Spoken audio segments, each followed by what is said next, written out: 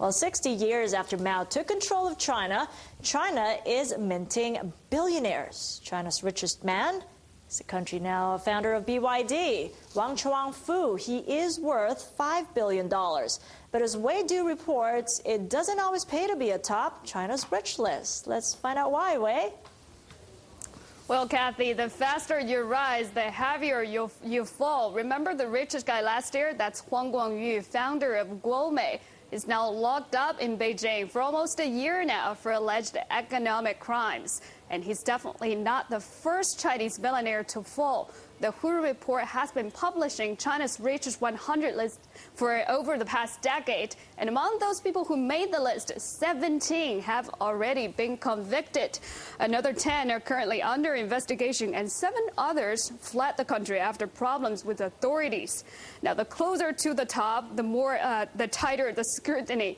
Besides Huang, the top guy in 2002 is also under investigation right now, and 20% of those fallen billionaires ranked among the top 10. Now, a lot of them are getting in trouble now for cutting corners back in the days.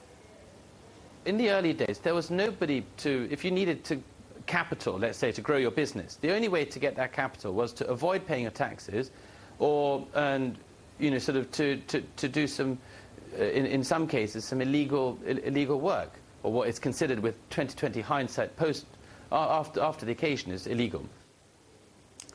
Well, the very first to go down was one of China's earliest multimillionaires. That's Mo Qizhong. He was number 4 back in 1994. Now, 6 years after that, he was sentenced to life in prison for defrauding the Bank of China. But strange enough, a civil ruling cleared him of all liabilities. And there's the man behind the first Chinese IPO in the U.S. That man is Yang Rong, a number 3 in 2001 with over $800 million on paper.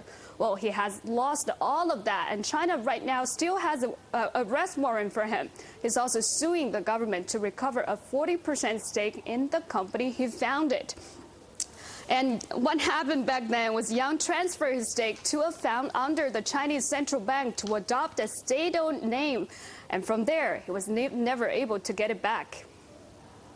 State-owned companies have distinct advantages over privately owned companies. They could get loans from the banks much more easily. They had access to government suppliers and government sales contracts much more significantly. So it's definitely fair to say that if you were a boss of a state-owned company, you had the government support and government network much more easily to your hand.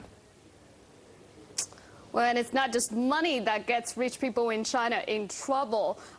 Rabia Kadir, that is a famous rights activist right now in exile, but you might not know she was China's richest woman back in the 90s, Kathy. Okay, well, thank you so much for that, Wei Du in the Hong Kong newsroom.